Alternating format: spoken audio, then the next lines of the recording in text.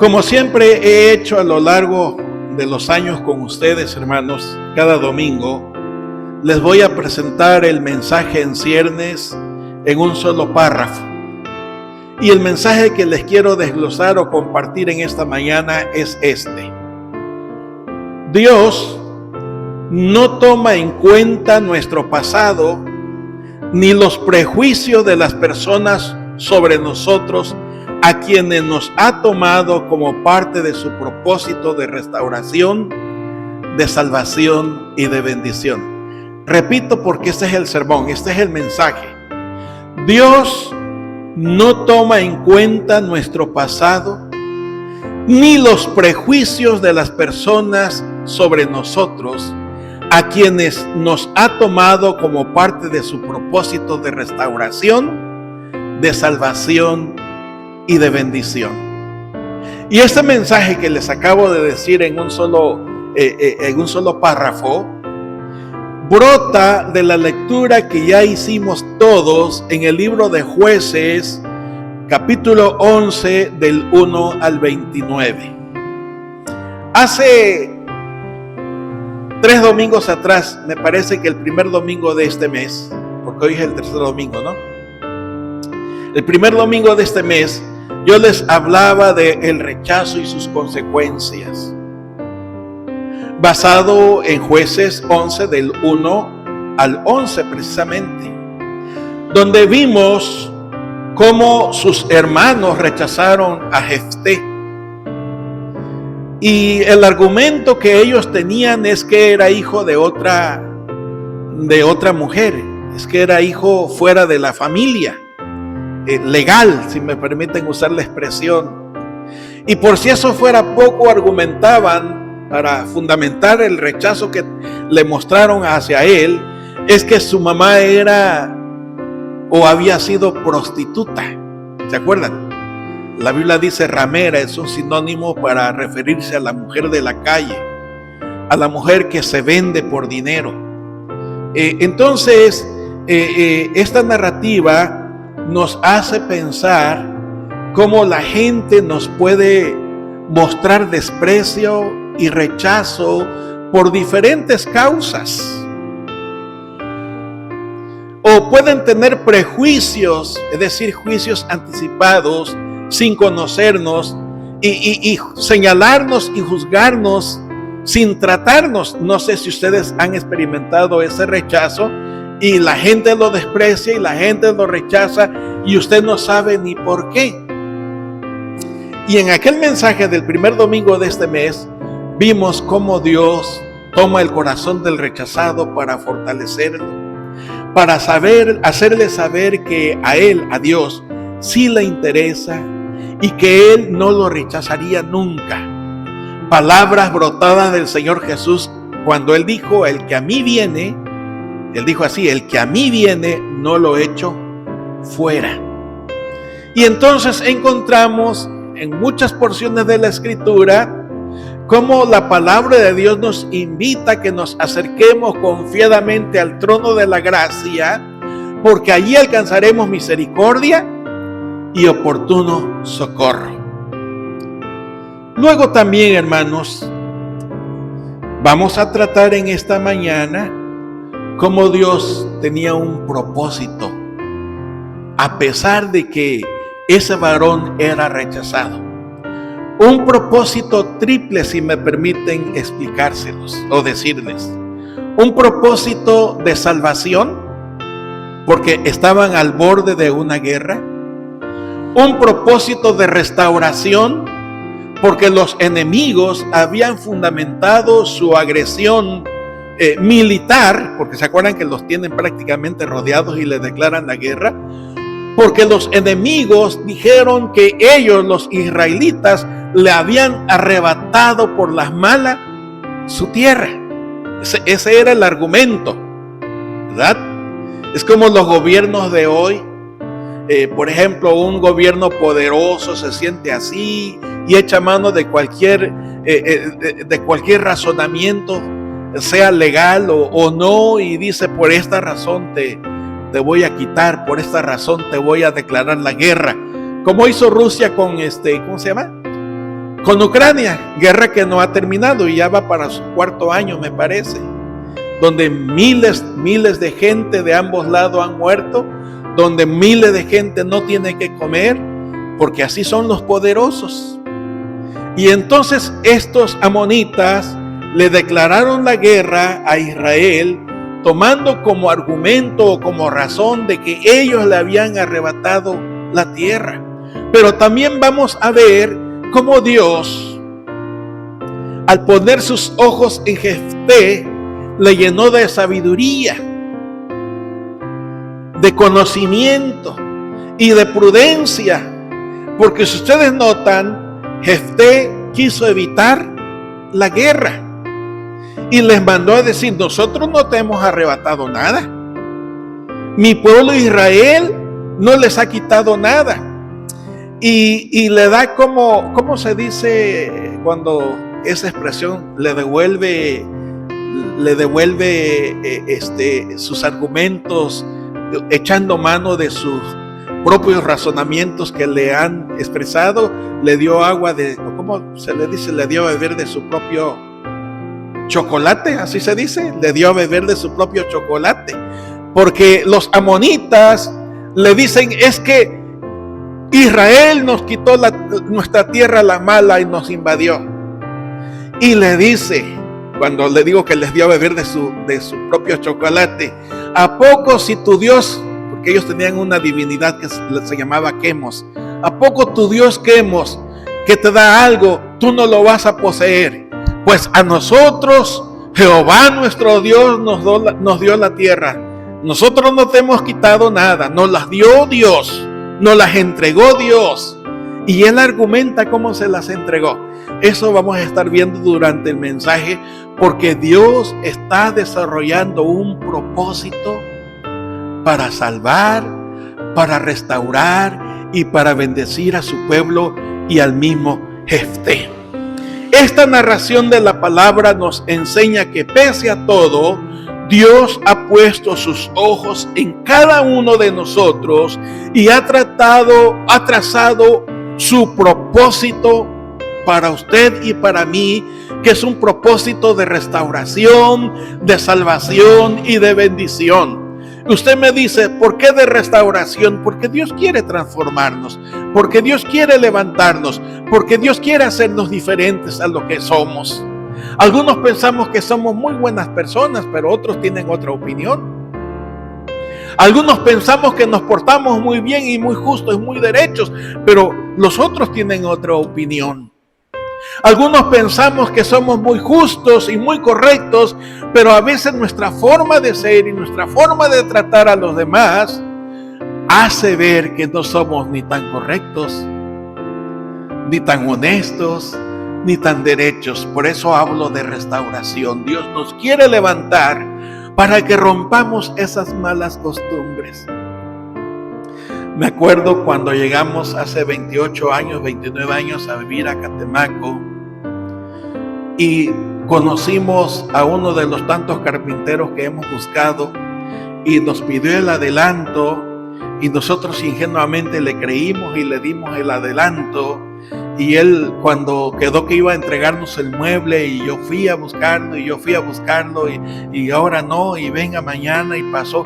Y yo le dije: oye, fulano, no sé que todos así hacemos acá. Sí, pero me estás robándole. ¿Cómo te atreves a decirme y eso que eres pastor? Me dijo: el hecho de que yo sea pastor no significa que voy a probar que me robes. Es que todo el mundo hace así. Sí, pero no debe ser así, es incorrecto. Tal vez en tu mente y en tu razón te escudas diciendo: así somos y así son todos los demás. Ahora, ¿cuántos de ustedes y yo mismo no hemos dicho: es que yo sí soy y qué? Es que así soy y así me deben de aceptar tal como soy. Pero sabe, Dios tiene ese propósito de hacerlos diferentes. Como dice Pablo, que si alguno está en Cristo, nueva criatura es. Y debemos de comportarnos como nuevas criaturas. Debemos de vivir como hijos de Dios, no escudándonos en los pecados y errores de los demás. no escudándonos en los pecados del pastor o de quien dirige o de los diáconos o del ministerio, porque como les he enfatizado, finalmente cada uno dará cuenta a Dios y nadie nos va a poder ayudar. Cada uno es responsable de sus actos, cada uno es responsable de sus decisiones. Y entonces, hermanos, vemos a un hombre marcado por su pasado, la gente con muchos prejuicios, es decir, juicios adelantados sobre su persona, rechazado por su familia, rechazado por los ancianos del pueblo, rechazado por todo el mundo, menos por Dios. Porque Dios, dice la Biblia, no hace acepción de personas. Dios no tiene favoritos. Y Dios en su gracia puso sus ojos en este hombre llamado Jefté, porque tenía un propósito de salvación, de restauración y de bendición para su pueblo.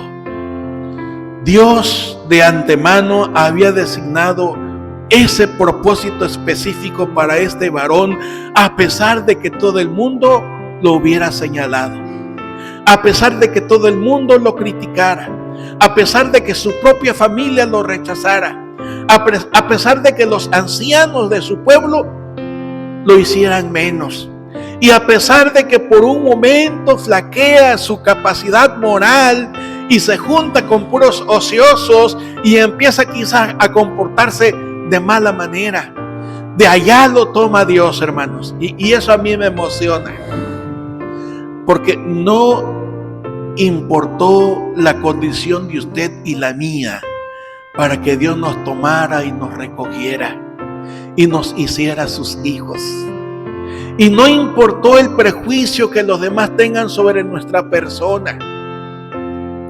No importó las críticas que la gente haga o haya hecho de usted y de mí. Dios lo abrazó con amor eterno. No importó inclusive su conducta que usted haya tenido o mi conducta anterior, que yo crecí en la calle, y eso no justifica mis vicios, ni las malas palabras, ni las malas costumbres que yo haya ejercitado. Y eso no justifica que en algún momento yo tome malas decisiones. Lo que estoy enfatizando aquí es que Dios no se fija en lo que usted haya hecho.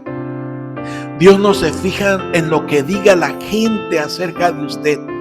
Dios se fija en su corazón. Dios se fija en su persona. Y Dios sabe qué valioso, y Dios sabe qué sabio y qué prudente usted puede llegar a ser si usted permite que Dios lo vaya tocando con su palabra, con su espíritu. Porque fue lo que pasó con Jefté, ¿lo notaron? Bueno, no sé si lo alcanzaron a notar en esta narrativa. ¿Saben dónde yo veo cómo Dios en su gracia y en su propósito le designa ese plan específico para él? Cuando él empieza y toma la decisión de enviar mensajeros al rey de los amonitas. Hasta en 2 ocasiones dice ahí que le manda mensajeros, ¿lo notaron? Y le empieza a decir, mira, tú no tienes razón de venir a declararnos la guerra. Porque cuando Israel hace 300 años, fíjense, ya Israel está sentado 300 años ahí.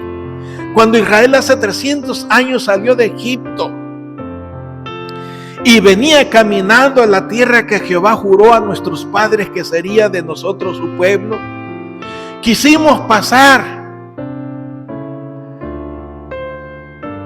pero tu pueblo no lo permitió. Déjenme concretamente leerles allí en el versículo 15. Jefté dijo así: Israel no tomó tierra de Moab, ni tierra de los hijos de Amón, porque cuando Israel subió de Egipto, anduvo por el desierto hasta el Mar Rojo y llegó a Cades, y entonces Conste que está hablando Jefté, al rey de Amón. Entonces envió mensajeros al rey de Edom, está hablando de 300 años antes, diciendo: yo te ruego que me dejes pasar por tu tierra. Pero el rey de Edom dijo: no los escuchó. Envió también al rey de Moab, el cual tampoco quiso, y entonces Israel se tuvo que quedar, dice, en Cades. O sea, no se aventó a las malas. Israel fue respetuoso. Esto se presta para otra serie de mensajes acerca de las buenas costumbres. Porque mucha gente exige respeto, pero no sabe respetar a nadie. Después dice: yendo por el desierto, rodeó la tierra de Edom. Tuvo que caminar de más. Y también rodeó la tierra de Moab. Y tuvo que ir hasta por el lado oriental de la tierra de Moab. Acampó al otro lado de Amón y no entró en territorio de Moab, porque Amón es territorio de Moab. Y envió Israel mensajeros a Sehón, rey de los amorreos, rey de Hesbón, diciéndole: te ruego que me dejes pasar por tu tierra hasta mi lugar. ¿Y qué hizo Sehón? No confió y no le dejó pasar por su territorio, sino que reuniendo a su gente, a su ejército, acampó en Jasa y peleó contra Israel. Pero ya ustedes saben lo que pasó, ¿verdad? Josué desbarató al ejército de Sehón y a los aliados 300 años atrás. Pero Jehová, Dios de Israel, entregó a Sehón y a todo su pueblo en mano de Israel y los derrotó. ¿Se acuerdan cuando Josué le dijo: sol, detente en tal lugar, y luna? ¿Se acuerdan de ese detalle? Dicen los expertos de la NASA que en lo que han descubierto falta un día. Está perdido un día completo, dicen los que saben en la NASA. Hasta dónde es verdad yo no lo sé, pero yo le estoy diciendo lo que he leído en información que ellos han dicho. Y ese día que no encontraron los científicos de la NASA es cuando Dios hizo que el día se hiciera más grande, que la luna no caminara. Y fue cuando derrotaron, pero a todos, y fue cuando poseyeron la tierra. ¿Y qué dijo en su argumento? Estoy hablando de cómo Dios lo dotó no solamente de un plan, sino miren el conocimiento, miren la ciencia, la inteligencia y la prudencia de este hombre. Que se acuerdan que la gente decía que era un bueno para qué. Que era un bueno para nada. Que su propia familia decía: no, ni eres de nuestra familia. ¿Cómo duele eso, hermano? Ustedes no sé si le han vivido esa experiencia cuando un familiar decía: ni eres mi pariente. Claro, vemos otros que somos sinvergüenzas y se nos rebala. Pero el que es sensible de espíritu, el que es sensible, queda herido y queda marcado. Pues a ese despreciado, a ese rechazado, Dios le puso el ojo. Y cuando ante los ojos de los demás Jefté era un don nadie, miren lo que dice el versículo 1 del capítulo 11. Ante los ojos de Dios, Jefté era un galadita esforzado, dice, y valeroso. Creo que Jefté ni se imaginaba qué es lo que había dentro de sí todavía. Creo que Jefté ni siquiera se le había ocurrido que él estaba en un propósito eterno, que él estaba incluido ante la mirada de Dios. Creo que Jefté en ese momento no supo lo valioso que él era ante el rechazo de sus familiares, ante el rechazo de los ancianos, ante la burla de los demás del pueblo. Y cuando Dios permite que el pueblo de Israel viva el conflicto de la guerra, ahí van los ancianos a buscarlo y ahí van a rogarle. Y ahí viene Jefté y dice en el versículo, me llama mucho la atención lo del versículo 11, entonces Jefté vino con los ancianos de Galaad y el pueblo lo eligió por su caudillo y jefe. Y Jefté, mire, me encanta esto, habló todas sus palabras delante de ¿quién? No dice delante del pueblo. ¿Delante de quién? Es 11:11, por si andan perdidos. 11:11. ¿Delante de quién habló Jefté? Delante de Dios.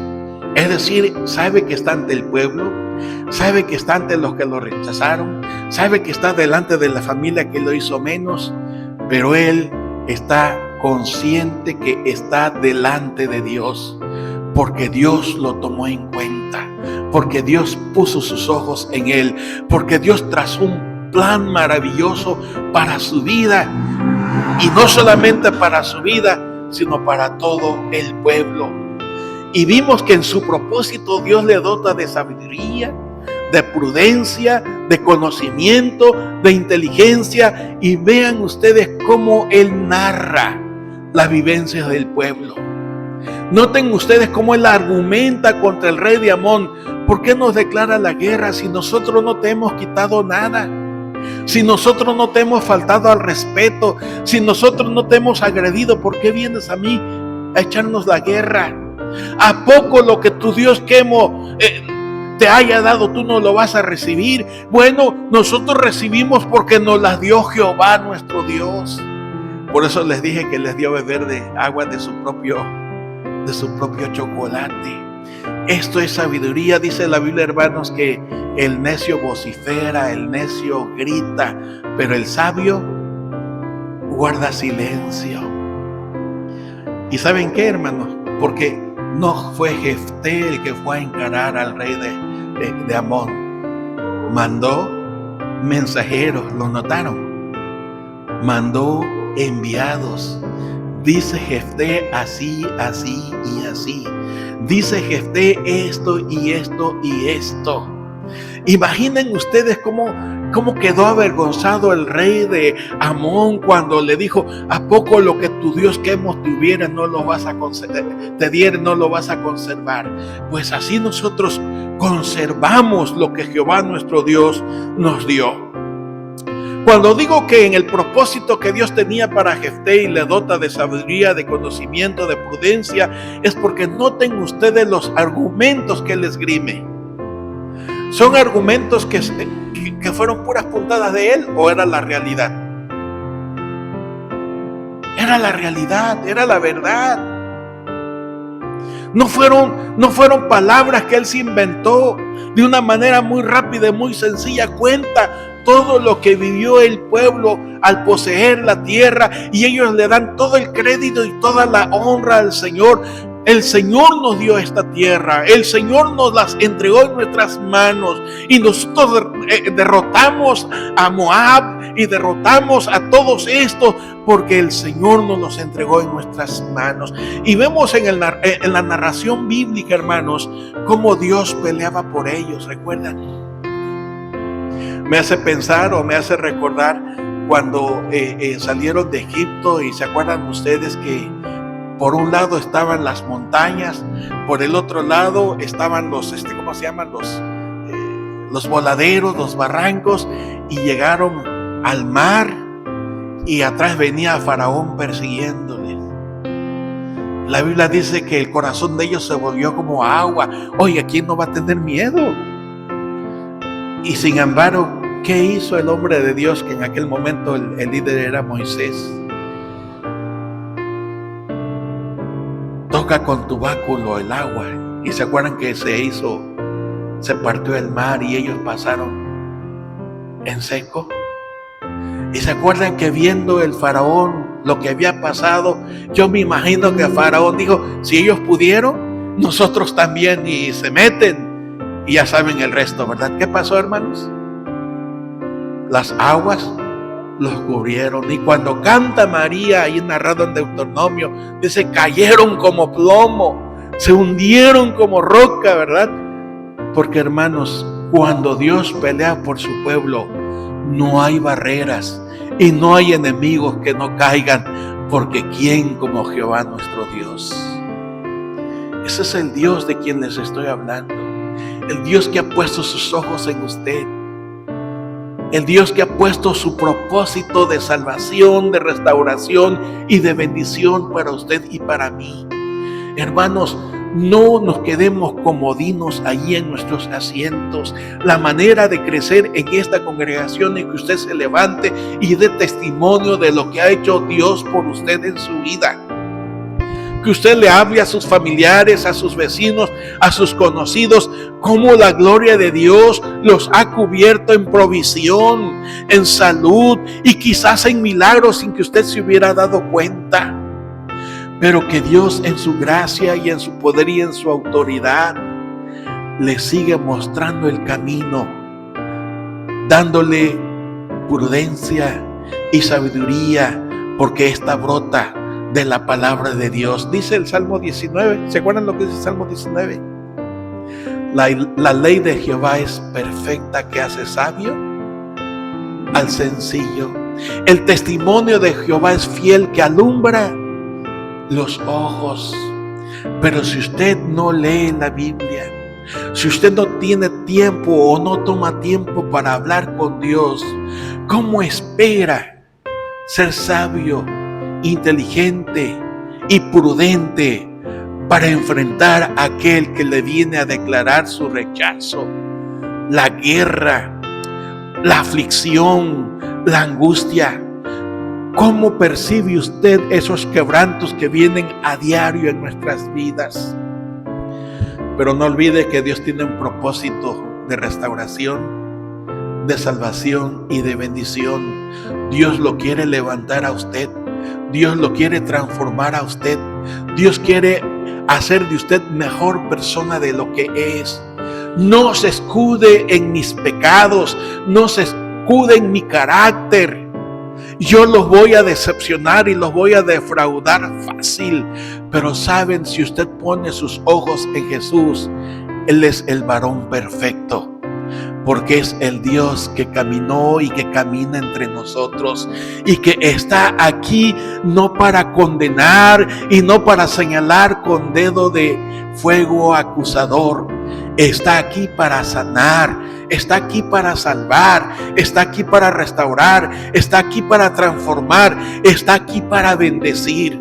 Lo único que usted y yo tenemos que hacer es permitir que Él trabaje en nuestras vidas, justo como lo hizo este hombre que la gente decía que era bueno para nada, que era un don nadie, que era hijo de una prostituta y todo mundo lo rechazó, pero Dios lo abrazó con amor eterno. Y es justo lo que Dios hace con su vida y con mi vida.